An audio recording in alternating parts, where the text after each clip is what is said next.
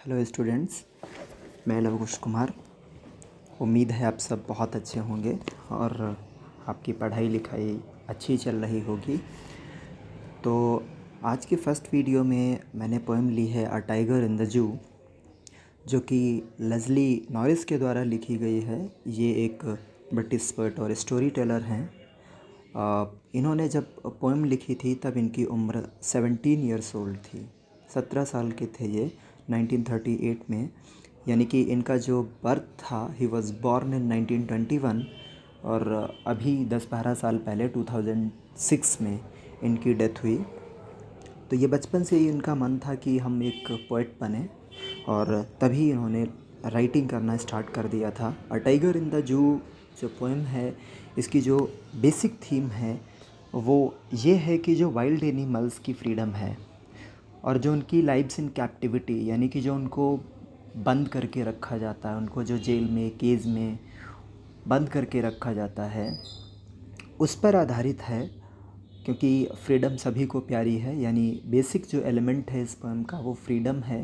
किसी भी इंसान की फ्रीडम, किसी भी जीव की फ्रीडम सबकी इक्वल होती है। सबके अपने अपने फ्रीडम के मायने हैं और सबको फ्रीडम चाहिए होती है। लेकिन ह्यूमन बीइंग्स ने इन एनिमल्स का जो नेचुरल हैबिटाट है, यानी कि जो उनका होम है, वो छीन लिया और इनको धीरे धीरे कंक्रीट सेल्स में, बार्स में, केजेस में, जूज़ में ला करके बंद कर दिया। तो ये एक तरीके की व्यथा है जो लेज़ली नॉरिस ने क्रिएट करने की कोशिश की है। पोएम में बड़ा ज़बरदस्त इमेजिनेशन है और बहुत सारी पोएटिक डिवाइसेस का यूज किया गया है। बहुत सारे फिगर्स ऑफ स्पीच देखने को मिलेंगे इस छोटी सी पोएम में। इसकी राइमिंग स्कीम जो होगी वो स्ट्राइप्स केज क्वाइट रेज, यानी ए बी और सी बी के रूप में मिलेगी आपको, ए बी सी बी के रूप में मिलेगी। तो ज़्यादा टाइम ना वेस्ट करते हुए शुरू करते हैं आज की poem. Line by line explanation और वर्ड्स के साथ में, और डिफ़िकल्ट वर्ड्स के साथ में। चलिए शुरू करते हैं आज की पहली poem, a tiger in the zoo, composed by Leslie Norris.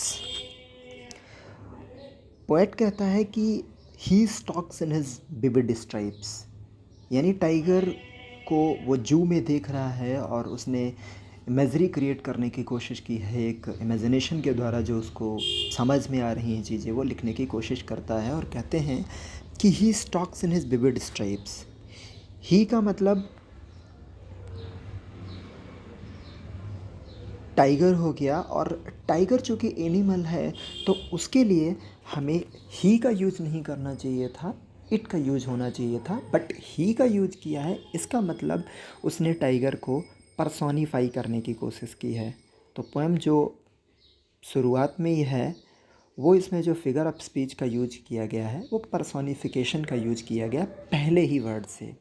तो पोएट कहता है कि he stalks in his vivid stripes, the few steps of his cage on pads of velvet quiet in his quiet rage. वो stalk कर रहा है, ही is walking silently, बहुत आराम से चल रहा है, बिना किसी शोर शराबे के, बिना किसी गुस्से के, बिना कुछ किए हुए। इन his vivid stripes, vivid means bright clear stripes, जो लाइनिंग्स बनी है उसके बॉडी पर, जो धारियाँ बनी हुई हैं, उन धारियों के साथ में वो केज में स्टॉकिंग कर रहा है, धीरे धीरे चल रहा है, मूव कर रहा है। The few steps of his cage, अपने केज के फ्यू स्टेप्स, फ्यू का मतलब जितनी डिस्टेंस है उस केज में, द फ्यू, जितनी डिस्टेंस है उस केज में। छोटा सा केज है तो उसमें जो जगह है, जो डिस्टेंस है वो भी बहुत कम है, इसलिए द फ्यू लिखा है। जितनी भी जगह है उसमें वो मूव ऑन कर रहा है, वॉक कर रहा है on pads of velvet quite, on pads of velvet quite. अब इसमें लिखा है कि उसके जो पैड्स हैं, पैड्स मीन्स जो उसके पंजे हैं, जो पाज हैं, वो वेलवेट की तरह हैं, वेलवेट क्वाइट, यानी उसके जो पंजे हैं वो वेलवेट की तरह हैं। वेलवेट का मतलब बिल्कुल मखमली, वेरी सॉफ्ट हैं। अब इसमें अगर ये लिखा होता कि वो वेलवेट के जैसे हैं, लाइक वेलवेट, तो होता simile, figure of speech simile. But इसमें कहा गया कि उसके जो पाज हैं वो वेलवेट ही हैं, पैड्स ऑफ वेलवेट क्वाइट। तो यहाँ पर मेटाफर फिगर ऑफ स्पीच का यूज किया गया है। तो इसमें जो यूज है वो मेटाफर का किया गया है। तो दूसरा इसमें बताया गया कि एक पहली लाइन में ही पर्सोनिफिकेशन का फर्स्ट वर्ड से यूज किया गया है। टाइगर को बिल्कुल माना गया है कि वो इंसान है। और लास्ट लाइन में इस पैराग्राफ की जो है, इसमें कहा गया इन इज़ क्वाइट रेज, वो बिल्कुल रेज में है, गुस्से में है, लेकिन गुस्सा कैसा, क्वाइट मीन्स शांत है, कुछ नहीं कर पा रहा, because he knows it very well that he is in bars, he is behind the bars, he is in cage, he is under control. वो कंट्रोल में है and he can not do anything, कुछ नहीं कर सकता। उसकी पार जो है वो वर्थलेस है, इसलिए वो चुपचाप उस केज में चल रहा है, जितनी भी जगह है सबको इग्नोर कर रहा है, धीरे धीरे मूव ऑन कर रहा है। क्वाइट रेज, रेज का मतलब होता है एंगर, गुस्सा। तो रेज जो होती है, जो गुस्सा होती है, वो कभी क्वाइट का मतलब शांत नहीं होती। कैसी नहीं होती, शांत नहीं होती। तो ये दोनों वर्ड जो हैं ये एक दूसरे के अपोजिट हैं, और एक साथ में जब वर्ड्स अपोजिट होते हैं एक दूसरे के, तो वहाँ पर जो फिगर ऑफ स्पीच यूज़ किया जाता है वो ऑक्सीमोरॉन का यूज़ किया जाता है। तो इस लास्ट लाइन में ऑक्सीमोरॉन का यूज़ क्वाइट रेज के साथ में किया गया है। क्वाइट रेज यानी he is walking in his quiet rage, अपने गुस्से में घूम रहा है, लेकिन गुस्सा कैसा उसका, शांत है, क्योंकि वो उसको पता है कि अगर गुस्सा करेगा भी तो कुछ नहीं कर सकता। He is in cage, he is in bars, behind the bars, वो बार्स में है, इसलिए उसकी जो पार है वो वर्थलेस है। अब पैराग्राफ नंबर 2 देखते हैं। इमेजरी दिखाई गई है कि अगर जब हम केज में देखते हैं तो उसकी सिचुएशन क्या होती है, लेकिन अगर वो केज में नहीं होता, यानी केज में वो डिप्रेस्ड है, वो कुछ नहीं कर पा रहा, उसने अपनी नेचुरल हैबिट्स खो दी हैं, शोर करना, वो रोर करना, हाउलिंग करना, शिकार करना, ताकत दिखाना, छिप कर बैठना शिकार के लिए, सब कुछ छोड़ दिया है। ही is walking very slowly and without making any sound, कुछ नहीं, फेरोसियसनेस नहीं है उसके अंदर।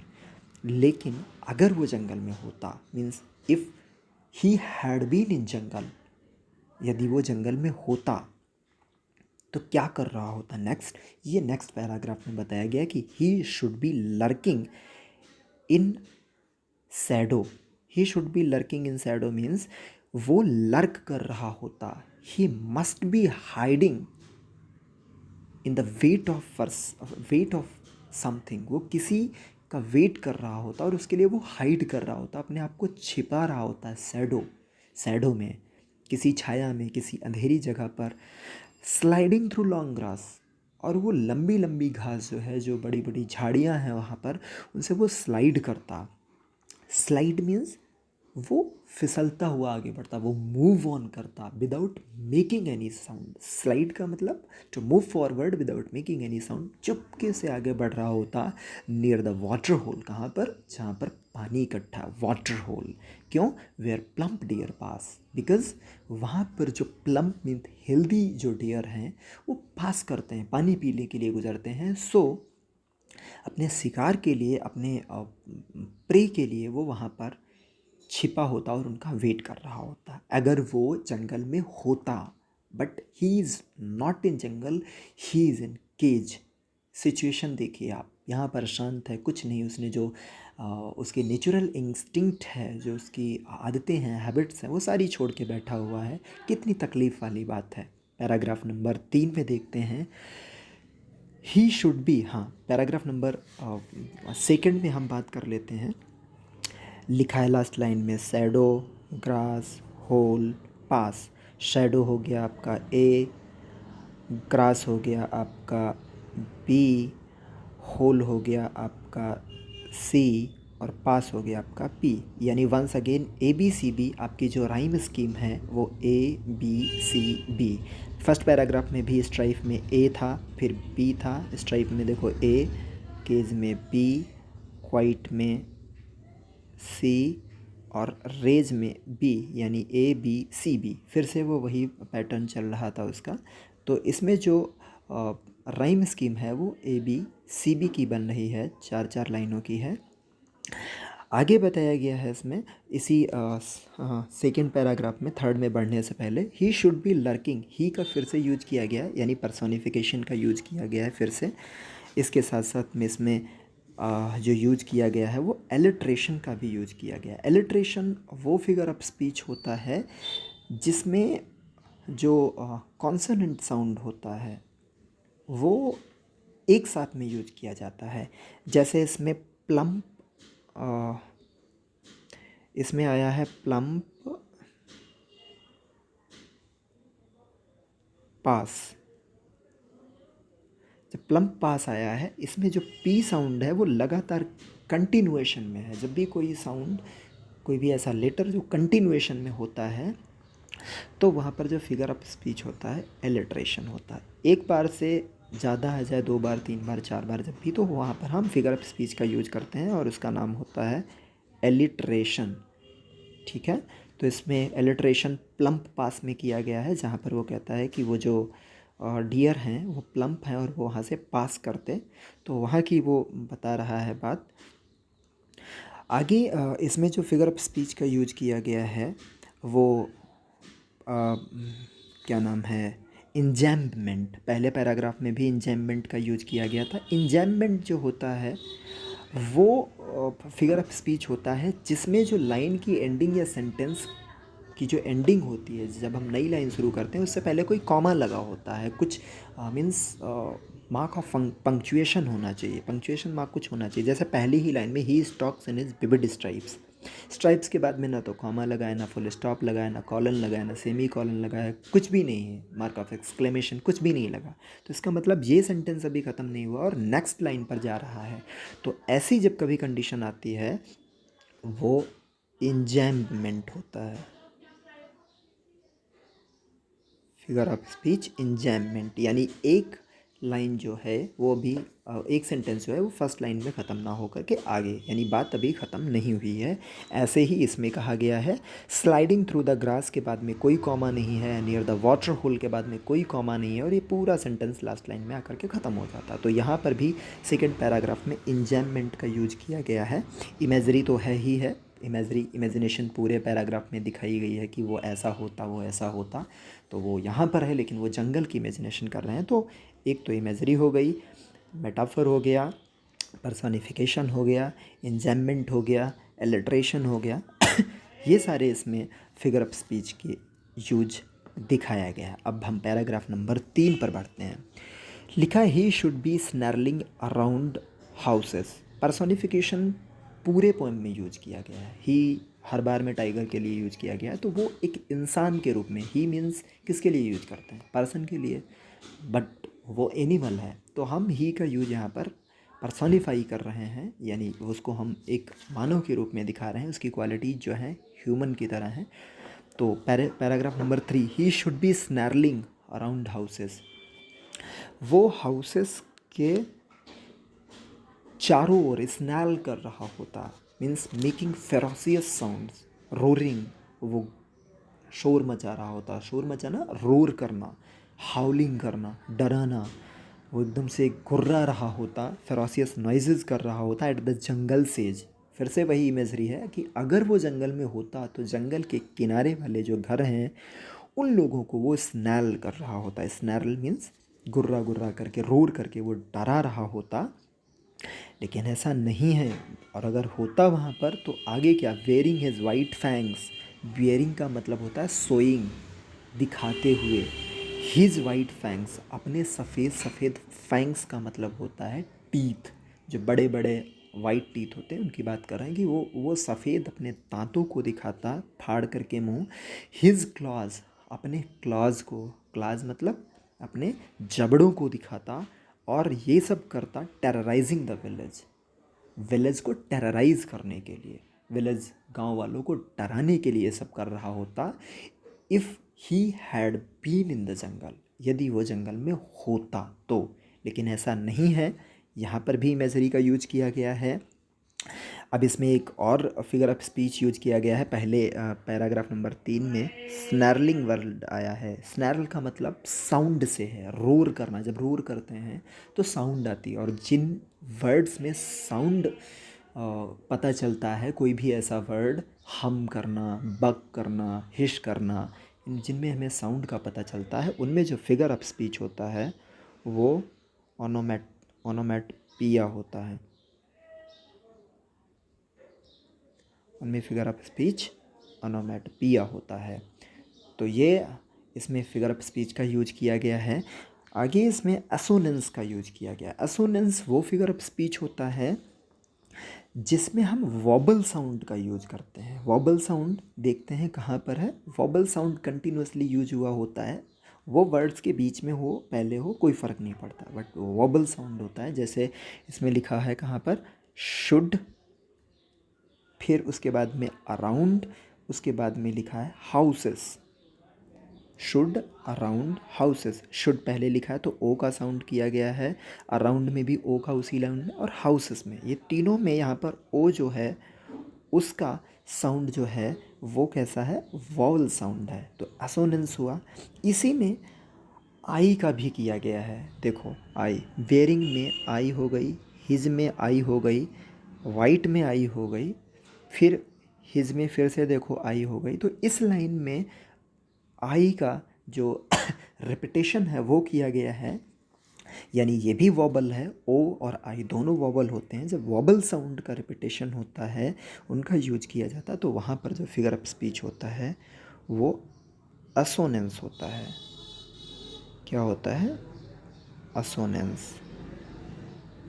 असोनेंस का यूज किया गया है यहाँ पर फिगर ऑफ स्पीच का।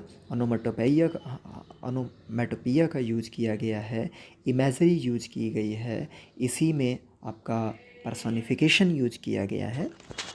तो ऐसा बताते हैं कि ये उसका जो नेचुरल इंस्टिंक्ट है, जो हैबिट है, वो हम लोगों ने छीन ली है, क्योंकि हमने उसको जंगल से ला करके पटक दिया है कहाँ, केज में, जहाँ पर वो हेल्पलेस है। पैराग्राफ नंबर 4 की बात करते हैं। But he is locked in a concrete cell. कहते हैं नॉरिस साहब कि वो जंगल में नहीं है। हम ये इमेजिनेशन कर रहे हैं, कल्पना कर रहे हैं, इमेजरी है ये हमारी एक तरीके से। But he is locked in a concrete cell. Concrete का मतलब एक ऐसा building that is made of stones, bricks, cement and water, इनको सबको मिक्स करके जो दीवार, जो बिल्डिंग बनाई जाती है, वो कॉन्क्रीट, उसको एक कमरा में बंद है, सेल में बंद है। ये जो strength behind the bars, powerful बहुत है, लेकिन वो बार्स के पीछे, बार्स मीन्स केज में है वो, वहाँ पर उसकी पार जो है वो वर्थलेस है, वो कुछ नहीं कर पा रहा है। Stalking the length of his cage. Stalking का मतलब पहले ही बताया, he is walking without making any sound. He is walking silently, गुस्से में है, साइलेंटली वॉक कर रहा है। कहाँ, लेंथ ऑफ हिज केज, अपने पूरे केज की जितनी लेंथ है, जितना उसमें स्पेस है, जितना डिस्टेंस है, उसको वो वॉक कर रहा है, इग्नोरिंग विजिटर्स। गुस्सा आ रही है, अगर जंगल होता तो अब तक वो शिकार कर लेता, but he can not do anything behind the bars.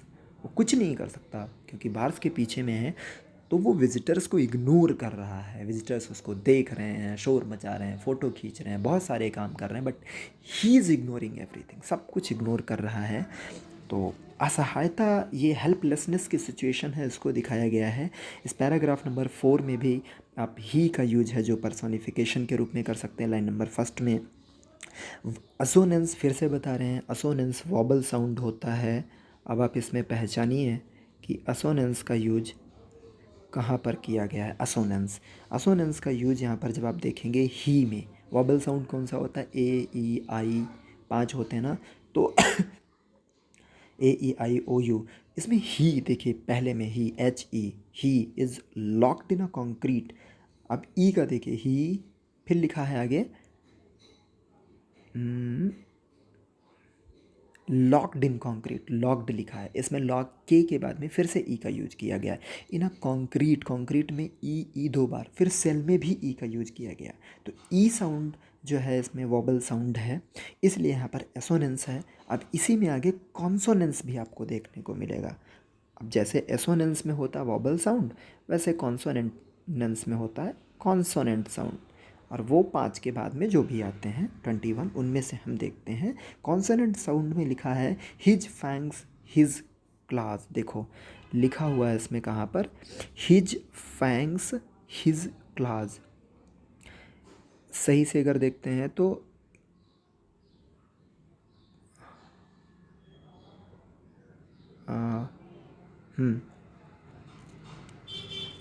Sorry, ये पैराग्राफ नंबर 4 में है, मैं तीसरे में ही देख रहा था। पैराग्राफ नंबर 4 में जो दिखाया गया है his strength behind the bars. देखो यहाँ पर लिखा है his strength behind the bars. तो इसमें जो है वो जो कॉन्सोनेंट साउंड है वो एस का यूज़ देखिए, लास्ट में एस, स्ट्रेंथ में एस और बार्स में एस। तो ये एक ही लाइन में यूज किए गए हैं। इसी में आप जो आपका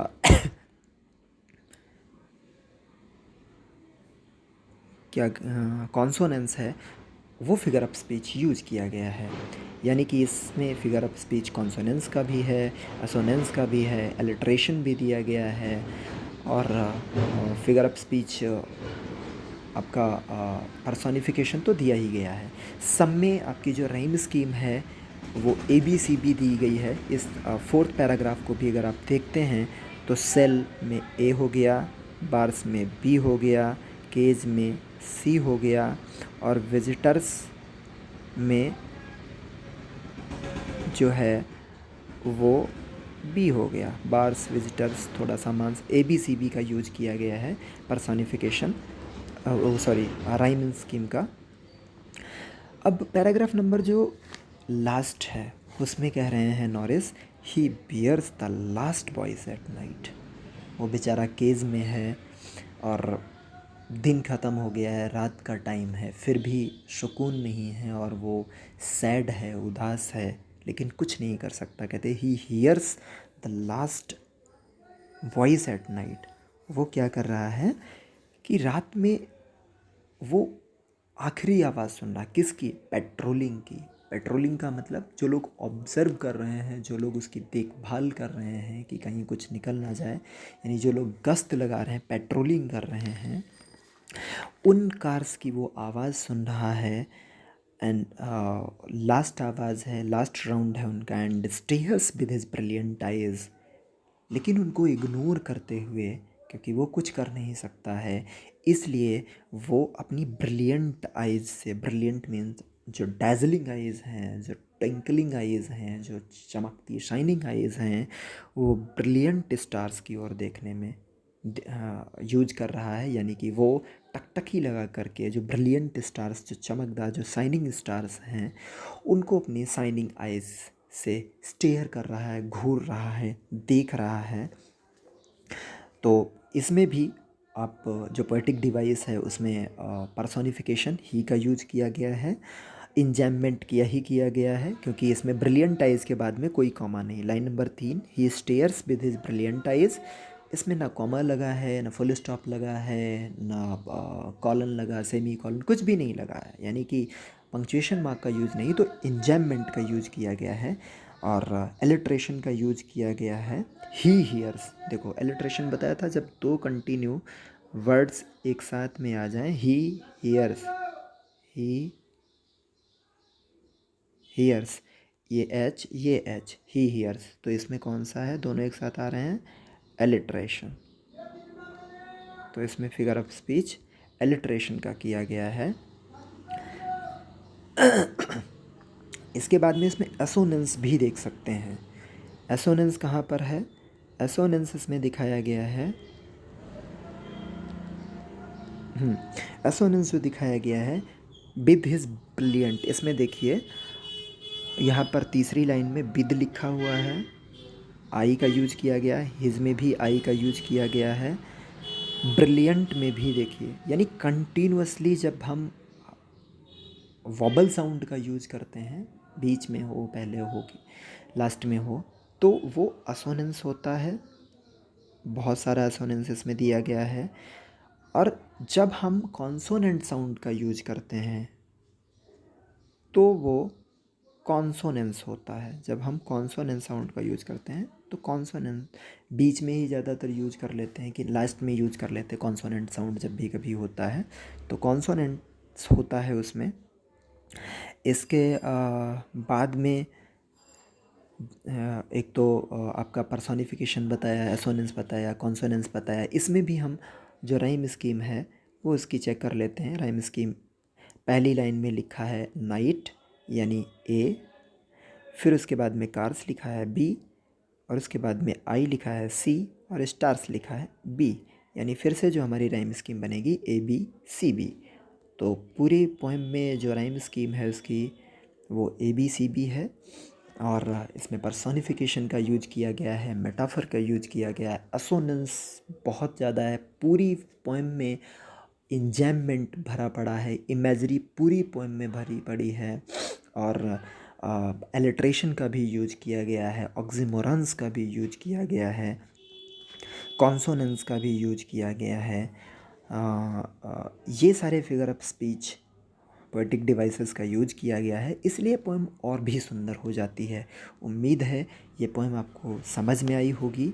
इस पोएम का जो बेसिक आइडिया है, जो थीम है, वो यही है कि जो वाइल्ड एनिमल्स की फ्रीडम है, जो जंगलों में है और जो केजेस में है, जो मीन्स बिहाइंड द बार्स है, जो कैप्टिविटी में है, उसमें डिफरेंस बताया गया है।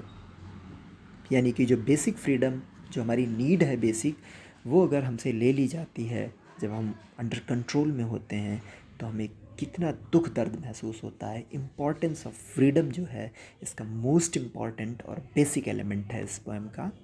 तो उम्मीद करते हैं पोएम आपको समझ में आई होगी, और आगे हम मिलते हैं नेक्स्ट पोएम में। तब तक के लिए bye bye and have a good day.